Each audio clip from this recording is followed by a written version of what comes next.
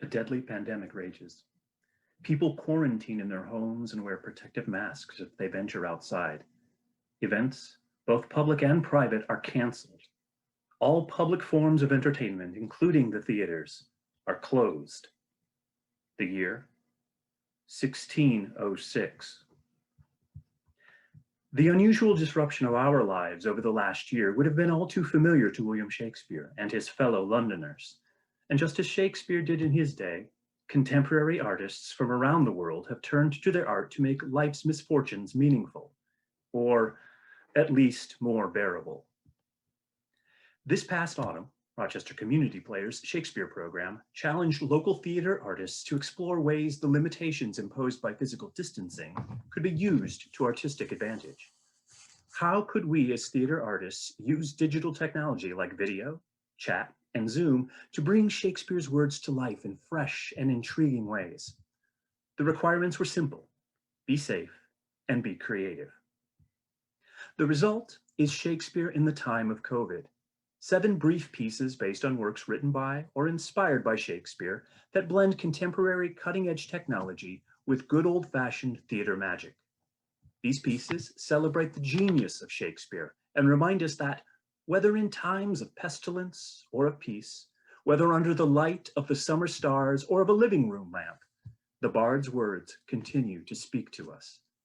So, cozy up on your couch, grab your favorite snack and beverage, and enjoy the creative work of these local artists finding meaning in these challenging days. Welcome to RCP's production of Shakespeare in the Time of COVID.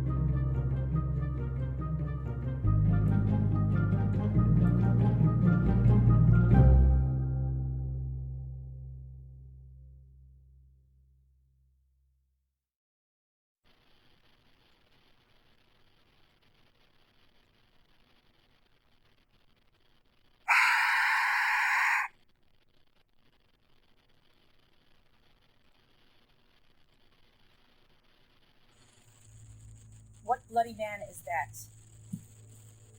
He can be born, as seemeth by his flight of the revolt, the newest. This is the sergeant, who like a good and hardy soldier fought against my captivity. Hail, brave friend! Take these things, the knowledge of royal, as thou didst.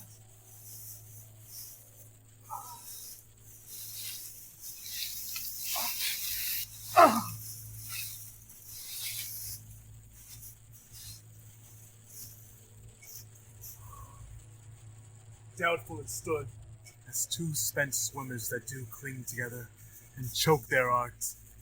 The merciless MacDonald, worthy to be a rebel. For to that, the multiplying villainies of nature do swarm upon him.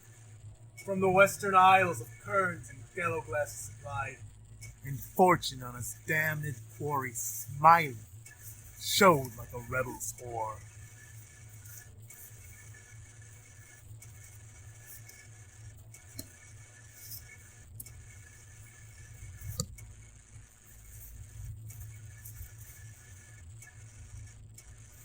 For brave Macbeth, well he deserves that name, disdaining fortune with brandished steel, which smoked of bloody execution, like valor's minion, carved out his passage.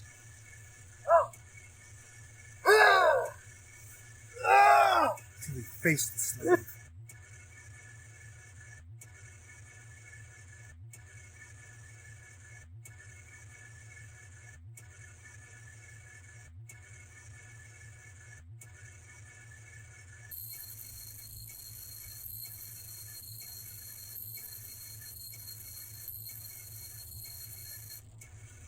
Which ne'er shook hands, nor bade farewell to him, till he unseamed him from the nave to the chops, and fixed his head on our battlements.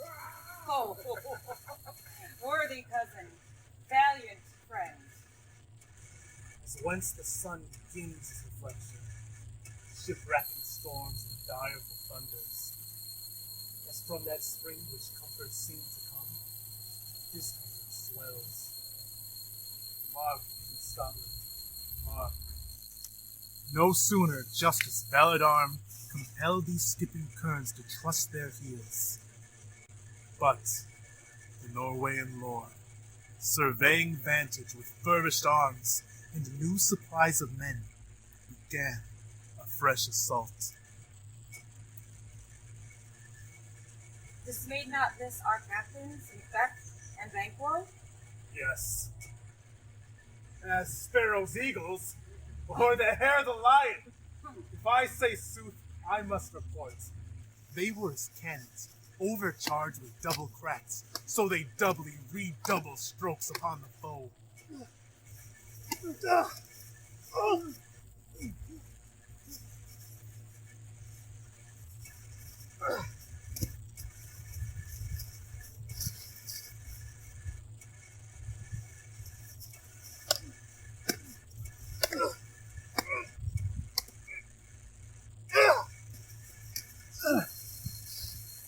Except they meant to bathe in reeking wounds, or memorize another Golgotha, I cannot tell. But I am faint. My guests cry for help. So well thy words come thee, and thy deeds. They smack of honor both. So, begin to serve thee.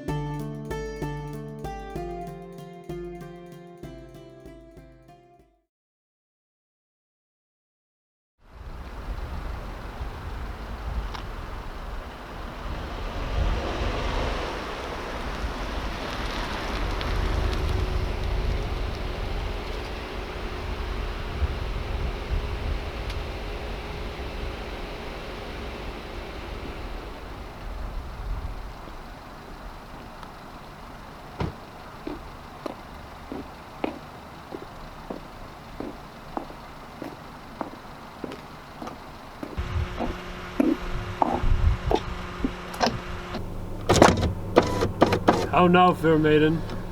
I'm come to know your pleasure. And that you might know it would much better please me than to man what 'tis. Your brother cannot live. Even so, heaven keep your honor. Say you so, I shall pose you more quickly. The most just law now took your brother's life, or to redeem him, give up your body to such sweet uncleanliness that she that he hath stained. If you granting of my suit, and that be sin, I'll have it added to my morn prayer that it's a fault of mine, and nothing of your answer. Nay, but hear me. Either you are ignorant or seem so craftily, and that's no good. Let me be ignorant, and in nothing good, but graciously to know that I am no better. Thus wisdom wishes to appear most right when it doth tax itself. But remark me to be received plain, I'll speak more gross. Your brother is to die.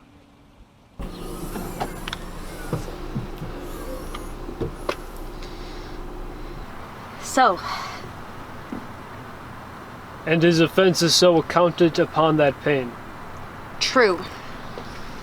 Admit that no other way to save your brother's life, that you, his sister, finding yourself desired of such a person, whose standards with the law can no longer be.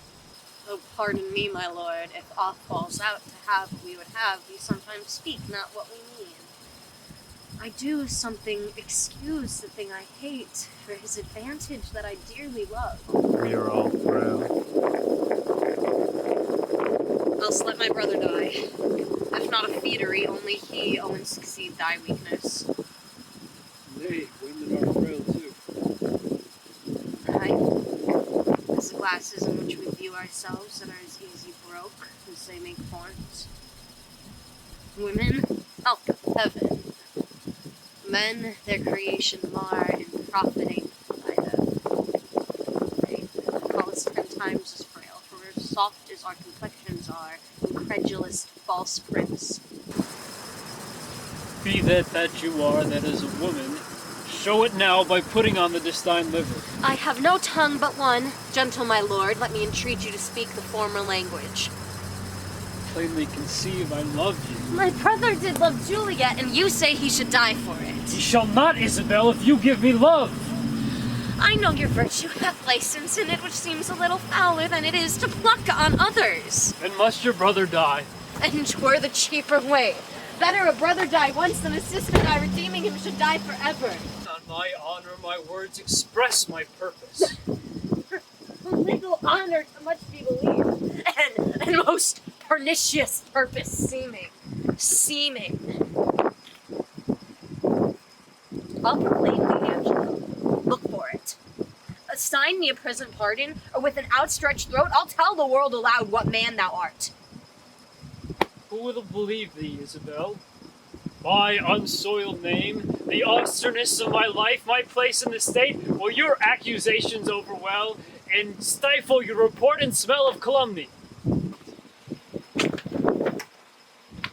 Only die the death, but his death shall draw out to lingering sufferance. Answer me by tomorrow, or by the power that guides me most, I'll prove your brother a tyrant. As for you, say what you can, my false overweighs your true. More than our brothers are chastity. I'll tell him yet of Angelo's request, and have his mind fit to death for his soul's rest.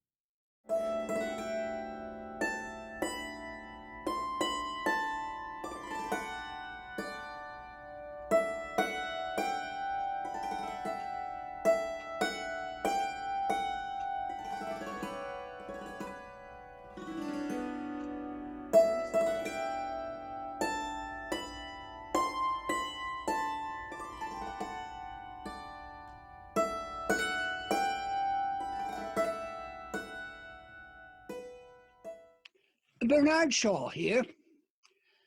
Nothing can extinguish my interest in Shakespeare. It began when I was a small boy and extends to Stratford upon Avon, where I have attended so many bardic festivals that I have come to regard it as almost a supplementary birthplace of my own. I must admit, I have long had the feeling that the real Shakespeare might have been myself, and the shallow mistaking of it for mere professional jealousy. Oh, now about this play. In all actuarial probability, my last, and the climax of my eminence, such as it is.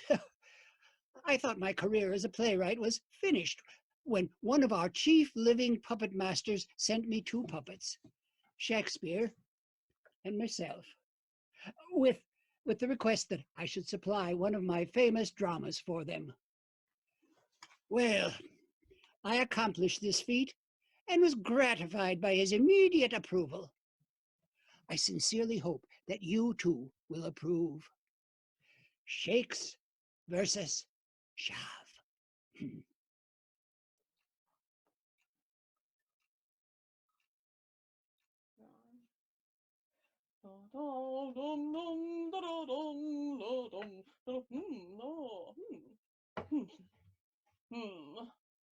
Now is the winter of our discontent, made glorious summer by the English sun.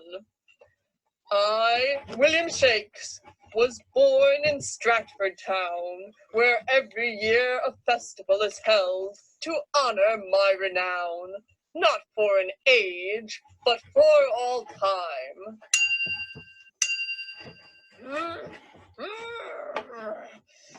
Hither I raging come, an infamous impostor to chastise, who, in an ecstasy of self-conceit, shortens the name to Shav, and dares pretend here to reincarnate my very self, in most presumptuous mockery of me.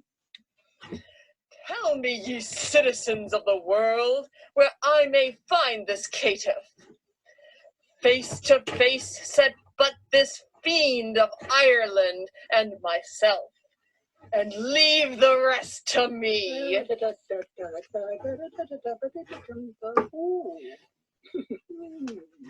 Who art thou, that rearest a forehead almost rivaling mine? Nay, who art thou that knowest not these features pictured throughout the globe?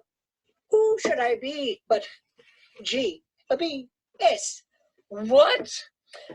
Stand, thou shameless fraud! For one or both of us, the hour is come. Put up your hands! Come on. Oh,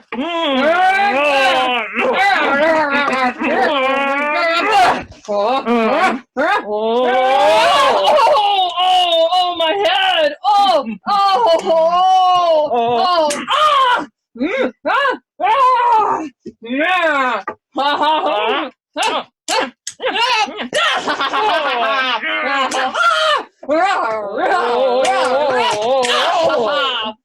Hackerty-backerty on, hackerty-backerty 2, hackerty-backerty 3, hackerty-backerty 4, hackerty-backerty 5, hackerty-backerty 6, hackerty-backerty 7, hackerty-backerty 8, hackerty-backerty 9. Oh!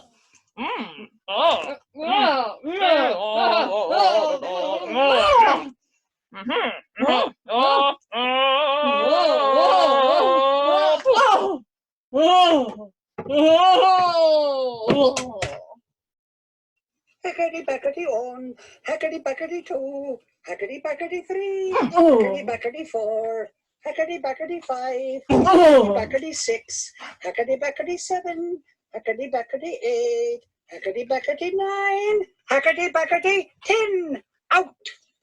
Out! And by thee, never!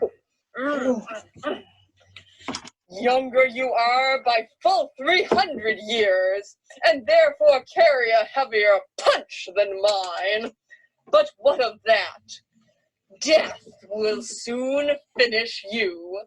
But as for me, not marble nor the gilded monuments of princes Shall outlive your powerful rhymes.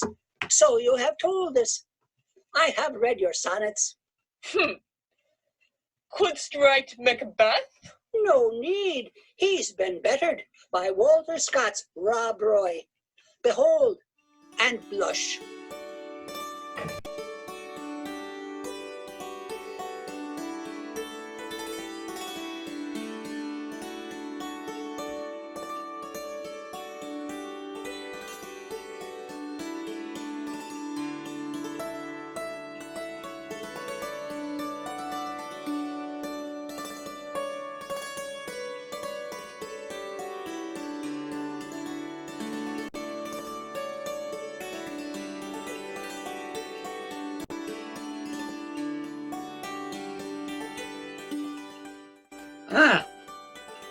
Thus far into the bowels of the land have we marched on without impediment. Shall I still call you Campbell? Farewell the Carmels, my fet is a man of faith, my name's MacGregor. I have no words, my voice is in my sword. Lay on, Rob Roy, and damned be he that proves the smaller boy. Yeah, yeah, yeah, yeah, yeah.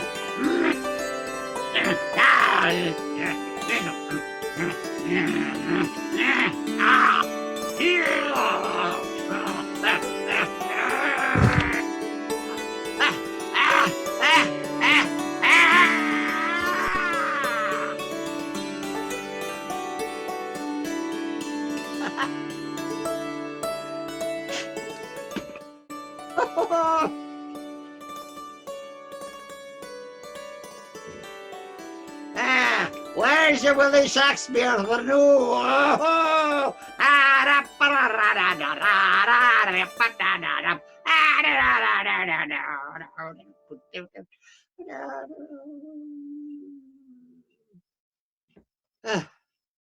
I shall return to Stratford. The hotels are cheaper there.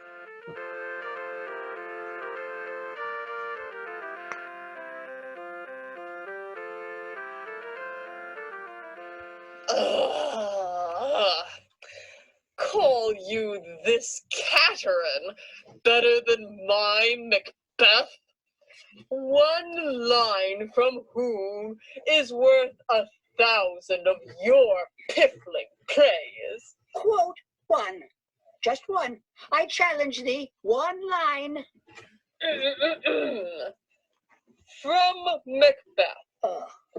The shard-born beetle with his drowsy hum. Hast never heard of Adam Lindsay Gordon? The Australian poet? The Australian poet, aye. A name that sings. What of him? He eclipsed thy shard-born beetle. Hear his mighty lines. The beetle booms adown the glooms and bumps among the clumps. Oh, my lungs like Chanticleer must crow their fill. This fellow hath an ear. How doth it run? The beetle booms Adown the glooms and bumps among the clumps. The beetle booms adown the glooms. bumps among the clumps. Ah, well done, Australia. Laughest thou at thyself? Pull'st thou my leg? There is more fun in heaven and earth, sweet William, than is dreamt in your philosophy. Where is thy Hamlet? What? Couldst thou write King Lear? Aye, with all his daughters all complete. Couldst thou have ever written Heartbreak House? Behold my Lear.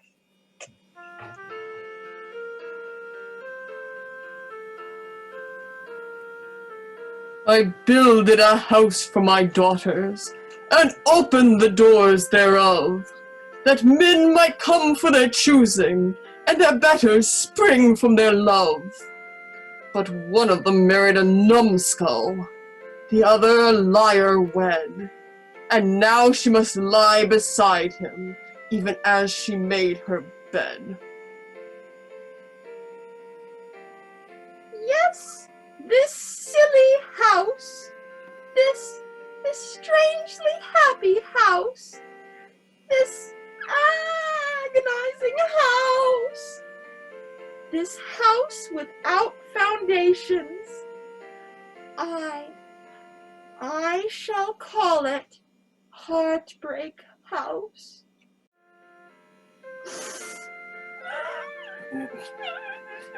Enough! Enough.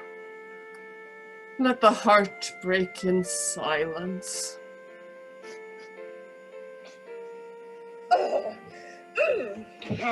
You stole that word from me. Did I not write?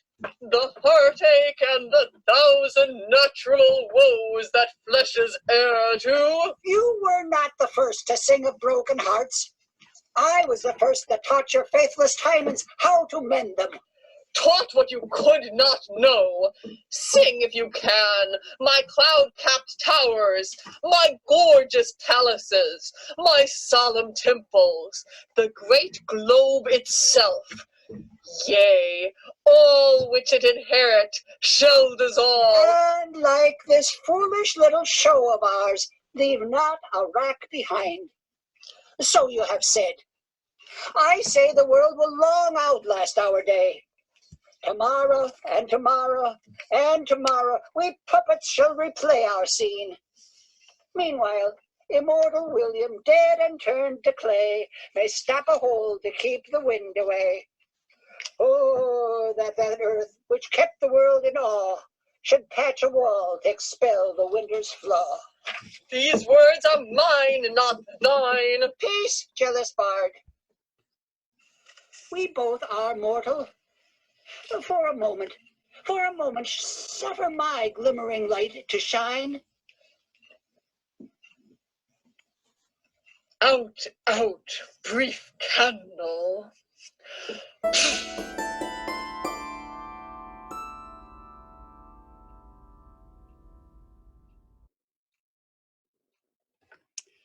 Shakespeare. Yes, I am convinced that he was very much like myself.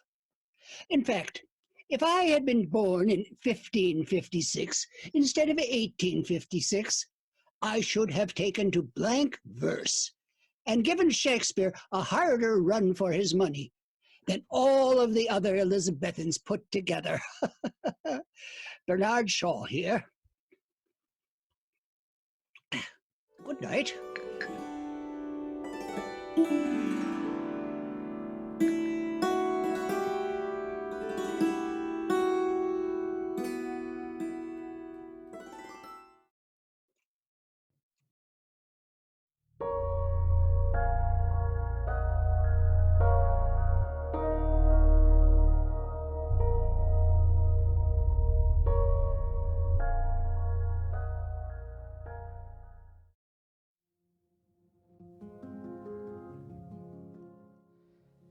Did not the heavenly rhetoric of thine eye, gainst whom the world cannot hold argument, persuade my heart to this false perjury?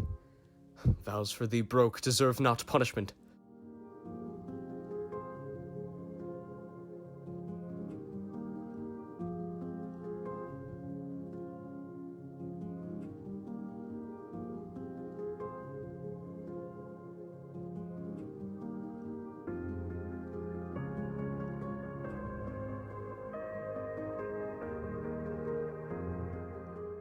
So sweet a kiss the golden sun gives not to those fresh morning drops upon the rose, as thy eye beams, when their fresh rays have smote the night of dew that on my cheeks down flows, nor shines the silver moon one half so bright through the transparent bosom of the deep, as doth thy face through tears of mine give light.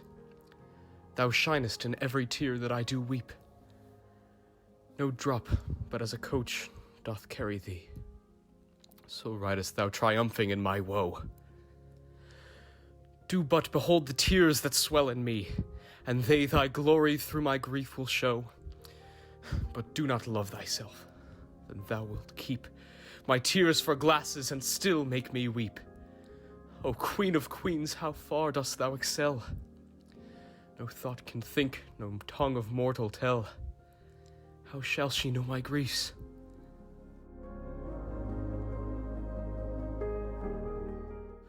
A woman I forswore, but I will prove. Thou being a goddess, I forswore not thee. My vow was earthly, thou a heavenly love. Thy grace, being gained, curves all disgrace in me.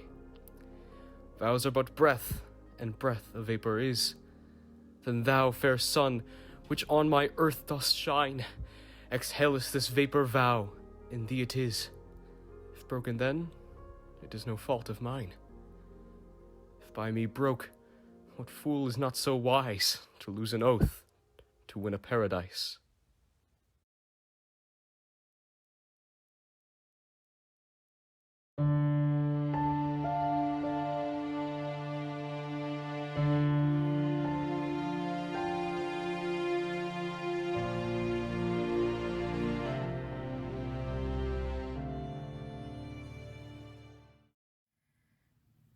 Round about the cauldron go, in the poisoned entrails throw. Toad, that under coldest stone days and nights hast 31 sweltered venom sleeping got, boil thou first in the charmed pot. Double, double toil and trouble, fire burn and cauldron bubble. Fillet of a fenny snake, in the cauldron boil and bake. Eye of newt and toe of frog, wool of bat and tongue of dog. Adder's fork and blind worm's sting, lizard's leg and owlet's wing. For a charm of powerful trouble, like a hell broth boil and bubble. Double, double toil and trouble, fire burn and cauldron bubble. Scale of dragon, tooth of wolf, witch's mummy, maw and gulf. Of the raven salt sea shark, root of hemlock digged in the dark. Finger of birth-strangled babe, ditch delivered by a drab. Make the gruel thick and slab.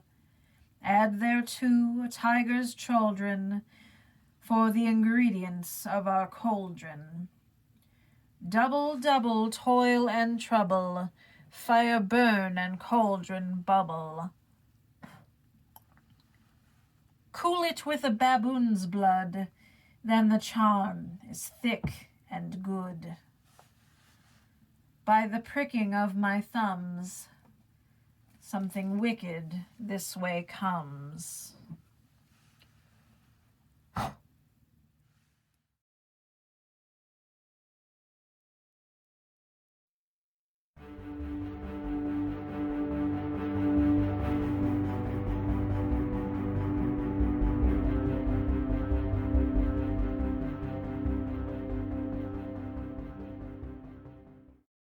Hi, I'm Justin Riley. I'm the founder of Aspie Works and the playwright of The Last Days of Falstaff. Back in 2015, the RCP presented the Henriade, the 4 plays that included Henry IV, parts 1 and 2, Richard II, which came before those, and Henry V. One of the most important characters of the entire Henriade is also one of the most important characters Shakespeare ever created. That boisterous rascal, that unbelievable, roguish fat knight, known as Sir John Falstaff. This was a character that I absolutely loved when seeing the Henriade, especially Henry IV parts 1 and 2, done at the Highland Bowl and Repertory.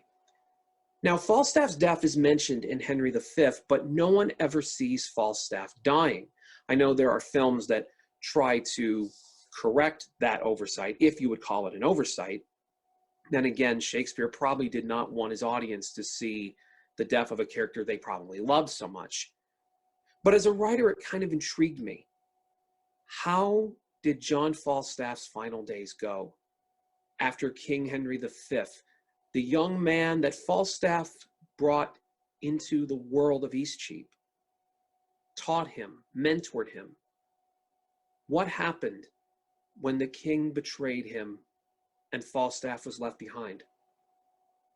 So it challenged me to write a play, and in blank verse no less, the play that would be called The Last Days of Falstaff. And the RCP presented it as a one-night only benefit reading earlier this summer. And hopefully it is just the beginning of the journey of this play. Who knows? There may be life for it yet after this whole pandemic comes to an end. So you never know. But for tonight, for this wonderful presentation being put together by the RCP, I wanted to provide a scene from The Last Days of Falstaff, more specifically, a monologue, which may be a soliloquy the more you think about it, after you find out what happens. This is a scene from Act 3, Scene 2 in the play. John Falstaff has learned that his friends, Nym, Bardolph, and Pistol, have decided to join King Henry V's army in his battle with the French.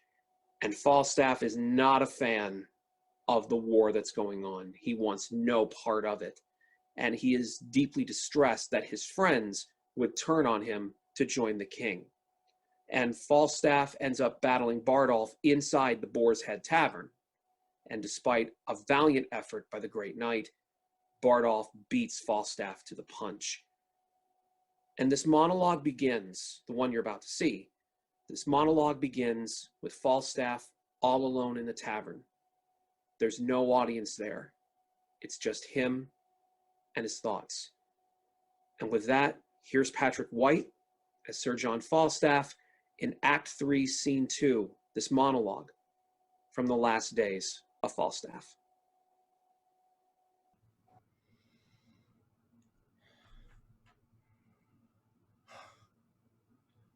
Snap has come into my brain at long last.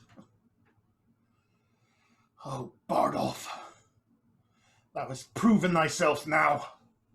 Thou art a foul dog of great betraying. And after all I have given thee in my time, thy sudden black soul cons 2 others low. A straight good arrow like Nym follows, and the ancient Pistol who tried to fight but knows full well his inability. But if the false king offers false rewards, all in the name of glorious country, the false is true and all else becomes false. But not me. Oh nay, fools, not big old me. Fat I am, old indeed, strong, not quite so, but I still breathe, my soul firmly intact. I have not, nor will I give up my thoughts of being corrupted by the false king. You know me not, young man, foul Henry. I had given thee to my tutelage, and my good grace, and my growing heart. I was no father till thou camest to me. No kid in blood, but thou was my heart's son. And with shallow you ripped my heart again. And now my friends have gone and betrayed me, all in the name of foolish, heartless war. War now has made me alone. So alone. And I am quite old in the solitude, thanks to the Sun King and his warmongers. To my 3 old friends, now warmongers, so be among the cruel fish to be gutted. And these words, are they from a gutted clown here in the last of his falling down days?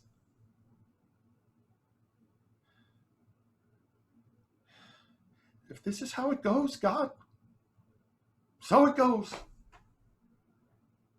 I shall walk with the time I do not know. The clown of Eastcheap stands alone at last. Time, do thy mad tricks. Let me waste fast.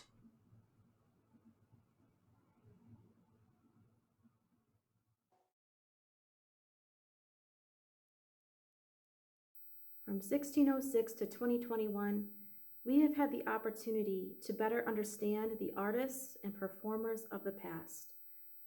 Moving into our own future, the Rochester Community Players is pleased to announce our summer presentation of Shakespeare's The Tempest. We will be performing in the Highland Bowl from July 7th through July 25th. The collaborative cast of English-speaking and ASL actors will escort us to another time and another place. Through theater, we are better able to understand love, life, laughter, anger, fighting, forgiveness, can experience the wholeness that is human. And for that, we have you to thank, the Rochester community. You have supported the Rochester Community Players for nearly a century. Thank you.